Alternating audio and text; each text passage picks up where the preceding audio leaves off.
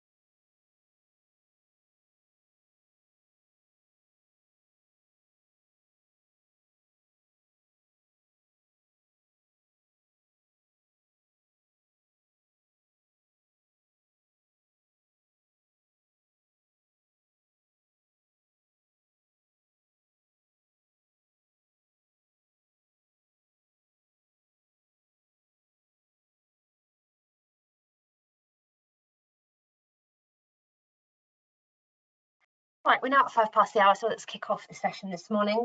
Good morning to all of those attending. I'm Lauren Scully, and I am the vendor manager for Fortra here at Infinigate. We have been partnered with Tripwire for some time. Tripwire is one of the vendors that fall under the Fortra portfolio. But as of August of last year, our contract was extended out to cover the entirety of the Fortra portfolio. As you'll see from the slides that Nick is going to present to you this morning, the breadth of the capabilities of Fortra as a product brand is enormous. So we're going to take you through kind of a blow-by-blow account of what the product can do at a very high level, and then off the back of this session, if you've got any specific areas of interest, please reach out to myself or Nick directly and we can set follow-up sessions.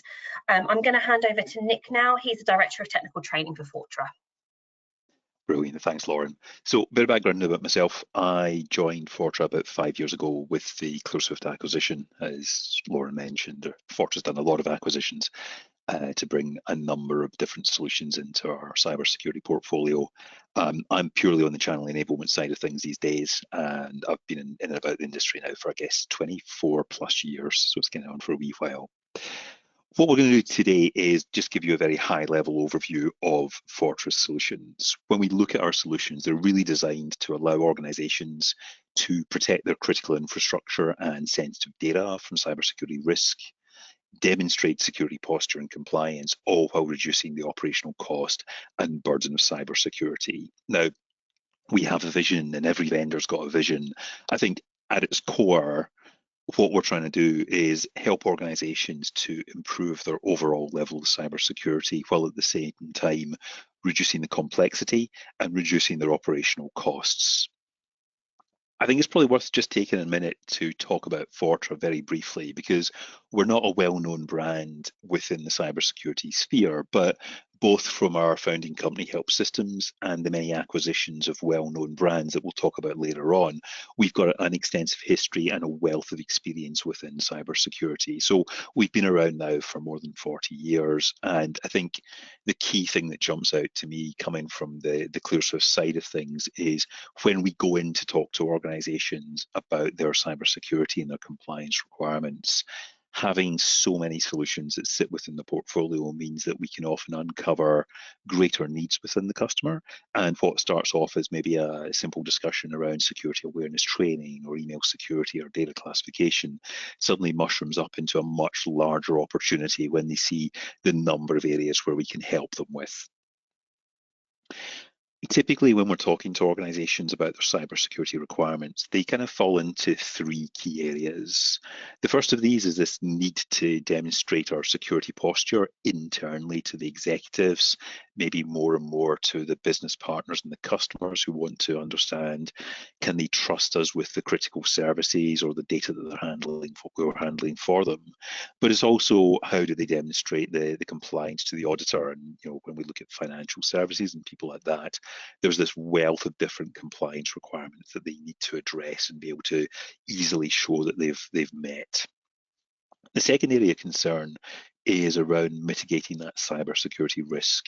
As we talk to organizations, they're going through their digital transformation journeys. They've probably got this mixture of on-premise and cloud infrastructure that needs to be protected, and they're aware that their attack surface is constantly growing and constantly changing at the same time as the attackers are becoming more sophisticated in the attacks that they're posting out there. And the underlying kind of requirement is, how do they address all of these needs of demonstrating compliance and addressing the security risks that the organization faces, but do it in a way where they can reduce the operational burden on the internal IT security and compliance teams, but also how can they do that in a way that reduces the end user friction, because nobody wants to get in the way of the organization going about doing its business. When we look at the cybersecurity risk management lifecycle, Fortra has solutions that help organizations identify and mitigate risks before they can be exploited, prevent attackers, malicious insiders, and user error from exposing the organization to increased risk, detect when there's an event underway, and respond to that event in order to minimize the impact. The key driver for us is to ensure that our solutions reduce the operational cost and the burden of cybersecurity for our customers across each of these pillars of this risk management lifecycle. And when we drill into these pillars, that's where we start to see some of the well-known brands that Fortra has acquired over the last sort of 7 to 8 years. Everything from Cobalt Strike on the offensive security red teaming side of things, through Digital Guardian for data loss prevention, to things like Fish Labs for the digital risk protection side of things. Now, as we've acquired these companies, we've kind of started to pull those together into a number of solution suites. And last time I counted, we had more than 90 different solutions within our portfolio that cover everything from data protection, email security, vulnerability management, all the way through to some of our older IBMI solutions. But this can be a little bit overwhelming when we're positioning these to, our resellers and our prospects. So to simplify things, as we've been kind of ramping up with Infinigate, is we've been focused on these 4 key pillars here of infrastructure protection, data protection, managed XDR and WAF, and our digital risk and email protection solutions. So we're going to drill down into these and just at a very high level, understand what each sets of these pillars offers to your customers. With the infrastructure protection solutions, this is where we've got our vulnerability management, our penetration testing, and our red teaming solutions. These allow organizations to be very proactive about their cybersecurity. They can start to identify risks within their on-premise infrastructure, their cloud infrastructure, web applications, and so on, all from a single point, and use the kind of smart prioritization that we apply to that to understand, of this shopping list of potential risks, which of these are posing the greatest threat to the organization. And then that allows them to focus their remediation efforts in on the greatest threat, so that they're not burning man hours on risks that probably are a little bit more esoteric and couldn't be easily exploited, while they're essentially leaving a back door open for the attackers to get into the organization. So within here, we have the vulnerability management solutions that can provide you that kind of consolidated view of the on-premise, the cloud infrastructure, the web infrastructure, so you can understand what risks you've got within there. And we already apply a lot of intelligence to those vulnerability management scans, because we can filter through those, and so we're not just reporting against generic CVE and scores and so on. We're actually pulling in all the threat intel that we get from the host of Fortra solutions that we've got, the team of threat analysts that we have. We're running through that through a lot of machine learning and AI, to throw some buzzwords in there, so that we can really surface the greatest threats to the businesses. So that really helps to focus those remediation efforts. But actually, the next set of solutions, the penetration testing solutions, allow you to go a stage further, because they allow your customers to essentially take these vulnerability management reports, whether they're out of Fortra's solution or a Rapid7 or another vendor's, ingest those in there and start to run these focused pen tests against the shopping list of vulnerabilities to understand which of these are potentially exploitable by attackers. And this is where we're seeing a lot of interest from organizations today, either driven by things like DORA and NIS2, where they want to demonstrate that they're meeting the requirements, and they want to ensure that they've got visibility of risks that might cause them to fail an audit before they have the official external audit. But also more and more for those kind of organizations who aren't maybe being driven to this from a compliance perspective, but they just want to maintain a real-time understanding of the threats within the organization. We're seeing this requirement for bringing the penetration testing services in-house. And we've done a lot of work with our Core Impact pen testing tool to make that as easy to use as possible for the novice administrators, so they can start to deliver actionable intel from day one of using them. But there's also a lot of depths of power within there. So as they become more experienced, they can take advantage of the automation capabilities to really start to automate a lot of the repetitive pen tests, and they can drill into the deeper risks within the organization. And then the last set of solutions here are offensive security, our red teaming solutions. They allow you to essentially use the same tools and techniques as the attackers, to understand what would happen if an attacker went after your environment. And that's useful from an educational point of view, because you can use the results of this to educate the internal security teams about where there are gaps in the defenses that need to be plugged.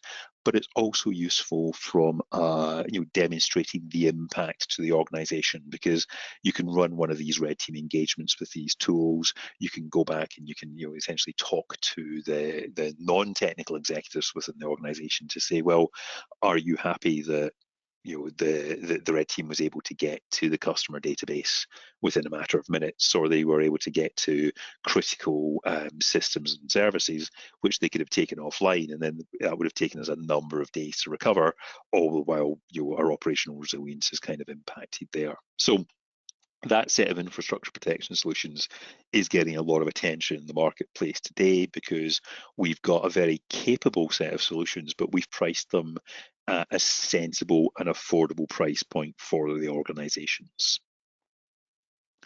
The second part is the data protection side of things, and with the data protection solutions, these include our classification, our data loss prevention, and our secure collaboration solutions.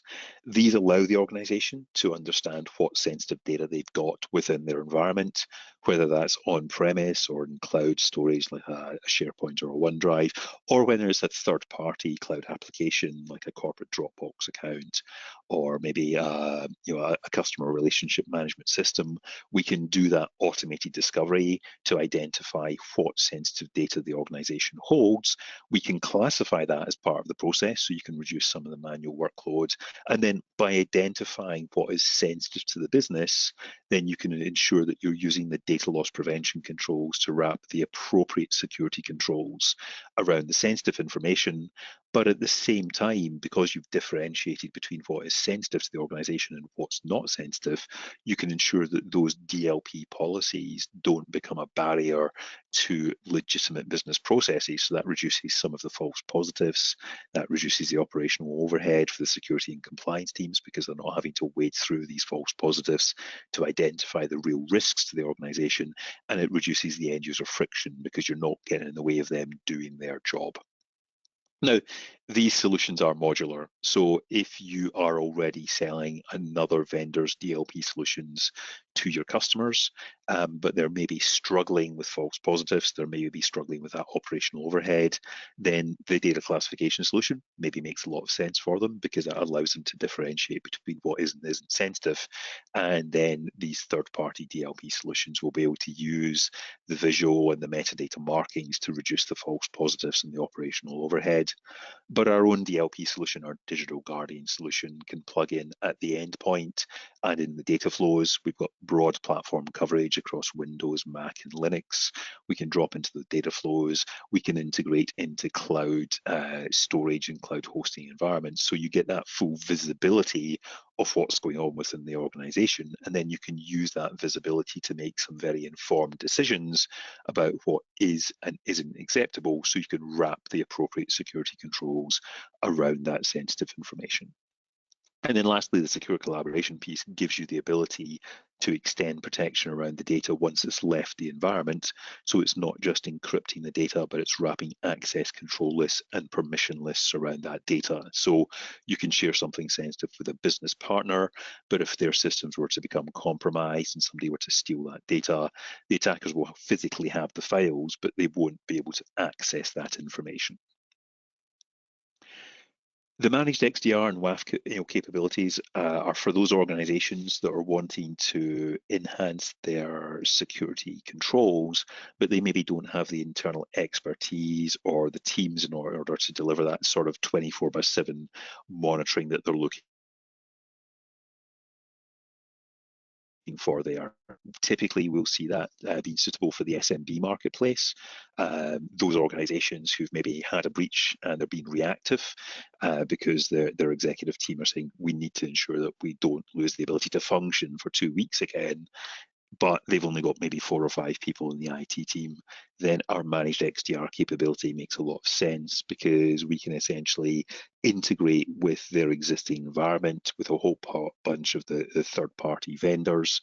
And we can get that visibility of where there's an emerging risk within the organization, like an attacker in a reconnaissance phase or a new ransomware outbreak in its infancy. And then because we've worked out the playbooks with the customer when we've onboarded them, we know who to talk to. So when our security team identifies that there is a risk, then we can get in touch with the appropriate people with the correct recommendations on how to mitigate that threat as quickly as possible.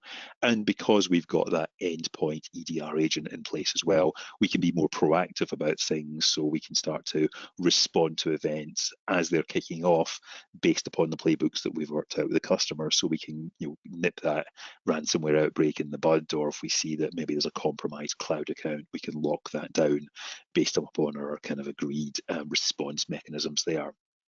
So that allows that kind of SMB marketplace to really enhance their levels of security by putting the trust into our sort of 24/7 security operations center to deliver that. We do see some enterprise accounts going for this as well. This is normally more when they've got an existing security operations center in place, but for those companies that are maybe quite acquisitional, and when they bring a new acquisition in, they might choose to put that into our managed XDR SOC for a couple of years while they work on the integration process, so they know that they get a good baseline of security in place. They're not having to chop people out of their SOC to deal with these additional sudden bulges in bandwidth there. So that allows the in-house team to focus on the longer term strategic goals of how do they do the integration in the most effective and secure way possible. One of the things we have done, though, is we have a managed WAF capability as part of the XDR service that we offer.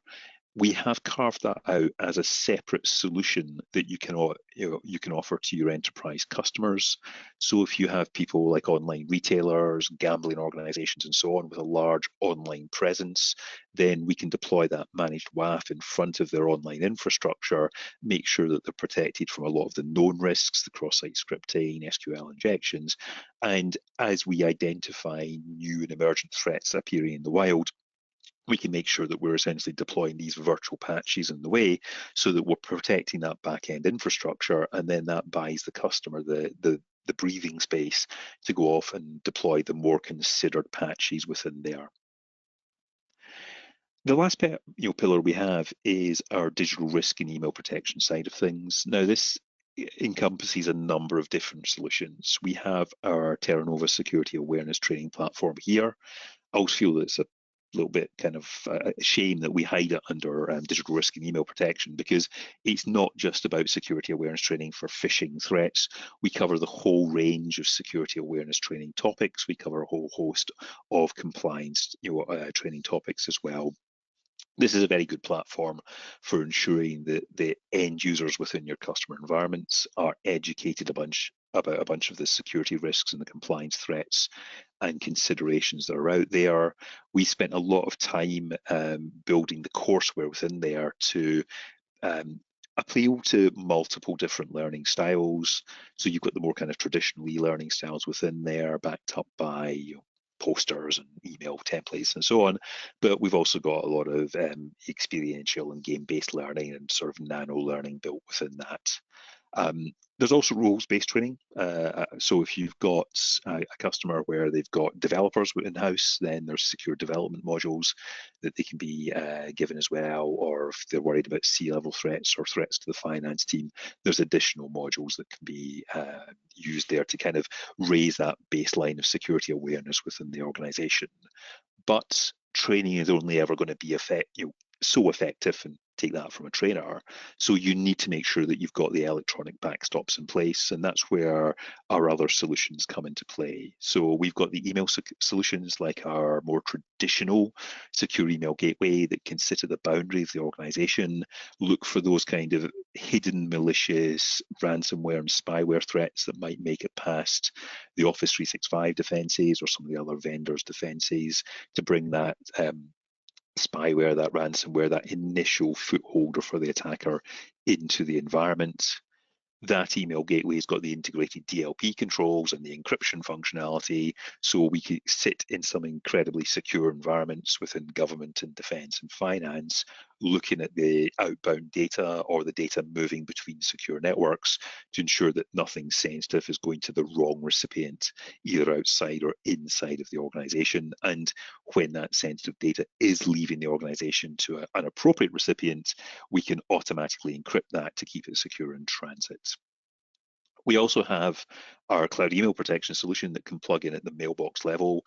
It can look for those sophisticated phishing risks that have made it past all the other layers of defenses, and not just strip those out of that mailbox, but we've also got the kind of continuous detection and response capabilities, so we can find the same threat that's dropped into other mailboxes within the organization or emergent risks that maybe made it in, and give the customer visibility of what's made it past the defenses and to who, and then remediate that and pull it out of the mailboxes within there.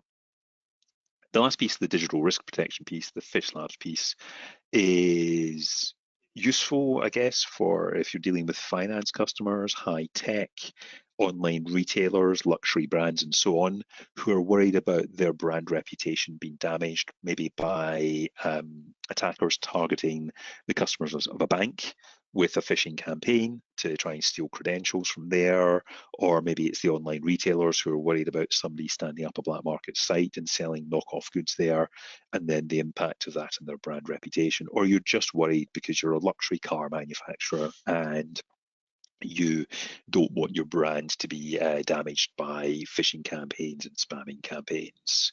With our digital risk protection service, essentially, is we can monitor the open web, the dark web, social media, and so on. We can identify emergent risks. So if we see an attacker spinning up the email infrastructure and the web infrastructure to support a phishing campaign against that bank's customers, we can proactively take that down and then give the customer the visibility of the risks that we've remediated for them. Because we've got the depth of scanning capabilities across all of these areas tied into our security team, who are the man in the loop, who can essentially validate where there is a risk that needs to be mitigated, and we've got the close integrations with the platform holders, we can ensure that we're identifying these emergent risks and getting them stripped down as quickly as possible. And could be a phishing campaign against the bank's customers across email, could be a similar campaign that's been stood up on social media where somebody's masquerading as a customer service account, or it could be a compromised app on the App Store, it could be the black market websites and so on. We've got this depth of coverage so we can really tailor the service we're delivering there to the customer's exact needs. Now, in terms of differentiators, I think there's two that kind of jump out to me. The first of those is we work a sales overlay model with our business partners. We are purely channel first strategy these days. As you can imagine, with multiple acquisitions, we've had different channel models. We've consolidated down to a single channel model here, which is purely channel first. And to make it easier for you to get on board with is we work this sales overlay model. So you identify the opportunities, you bring them to us, and then our sales engineers or account execs could work with you on those opportunities. Where you can use that as a knowledge transfer process to start to become more familiar with the solutions. And then over time, maybe you can self-serve more and more of these yourselves. But that kind of reduces that barrier to entry into selling the solutions. The other piece that always jumps out to me when I'm talking to prospects is just the breadth of the solutions that we've got offered there, because what we find is often what starts off as a discussion around potentially a single solution, as we dig into the requirements, starts to mushroom into a much wider opportunity. So, for example, here, this was a bank in, I believe it was South America actually, where they initially came to us looking for our digital risk protection services because they were concerned about their customers getting hit with phishing emails. They wanted to be much more proactive about going after that infrastructure. They didn't feel that they had the internal team in order to do that with other solutions that are out there. So that initial discussion was, well, how can we take your DRP solution and service to essentially mitigate that risk to our customers of these phishing emails? And we could talk to them about our DMARC protection solution that would allow them to get their mail records in order, to make it much harder for the attackers to get their phishing messages delivered through. But we could pair that with a digital risk protection service from PhishLab that could proactively go after the infrastructure. However, as we were kind of going through the discovery phase with them, it became very apparent that the internal team was struggling with their digital transformation journey.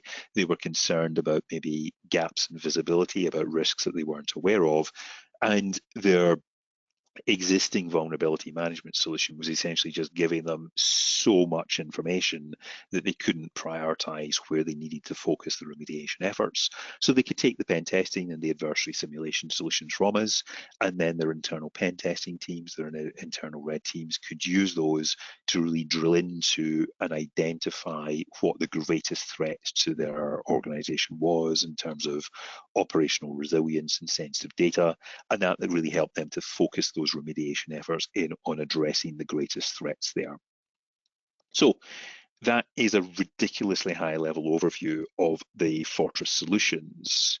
There is a poll question, which is really just asking you if you would be interested in a deeper dive into any of these pillars of the Fortress solutions and understanding more about how they can help to address your client-specific security challenges there. So take a moment to answer the poll question for us. We can use that as part of the follow-up here. And I'm just going to hand back now to Lauren. Sorry, my mind went blank there for a second, Lauren, just to see if there's any questions that have come in as we've run through. Yeah, we've had a couple of questions come through on the chat, so thanks, Nick. That was great and really informative. The first question is around the infrastructure protection piece, as to which verticals do you see the most success in for infrastructure protection? So with infrastructure protection, it's really interesting. We're seeing a lot of demand for this just now. Some of that's driven by the compliance side of things. So if you're looking at finance with DORA, where that's explicitly calling out, threat-led penetration tests, the same with NIS2 in that wider sort of critical national infrastructure vertical. We're seeing a lot of interest there from organizations who want to bring the pen testing capabilities in the house, because while those require the periodic pen tests to be done by external providers, they want to bring the pen testing in-house so that they've got this ongoing visibility, so they can make sure that they're mitigating the risks as they're appearing within the organization, so they don't have that sudden panic, when that by 2-yearly external pen test comes around, where they're running around with their hair on fire trying to deal with the risks there. But even outside of that, we're seeing a lot of interest within the government defence sphere, especially because they really want to understand where there are the gaps within the infrastructure that could be exploited from there. And more we're seeing people like manufacturing, where they're being proactively targeted by attackers, going after their intellectual property, or they're just wanting to kind of disrupt their ability to function. So there's quite a broad range outside of that sort of CNI vertical that are also interested in it, where there's the high value IP that needs to be protected. Excellent, thank you. And we've got one more question that's come in via the chat, which is, which of your solutions are currently generating the greatest demand from prospects? There's almost two answers there, I think. The infrastructure protection ones are definitely generating a lot of interest and demand now. They're a good prospect for a lot of the resellers, because the pricing there is quite sensible. So that allows you, and the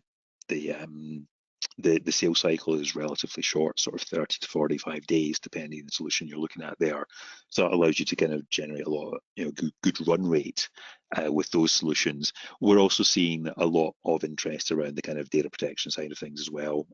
Organizations who've maybe been struggling with the DLP, the compliance solutions that are out there, that has a longer sales cycle, but typically a larger deal value there. So those two actually kind of pair quite nicely together. Excellent, thank you. Thank you for everyone that's joined this morning. If you've got any further questions or would like to request a demo of any of the platforms or the kind of pillars of the platform, then please feel free to reach out to myself or Nick. My details are on the screen there, as you can see, as are Nick's, or even just pop them something in the chat if you'd like to request a demonstration. We can pick that up as a follow-up off the back of this call. But you know, that was great. Thank you so much, Nick, for your time, and yeah, hope everyone has a good day. No worries. Hope everyone has a good day as well. Cheers. Thank you. Goodbye. Bye.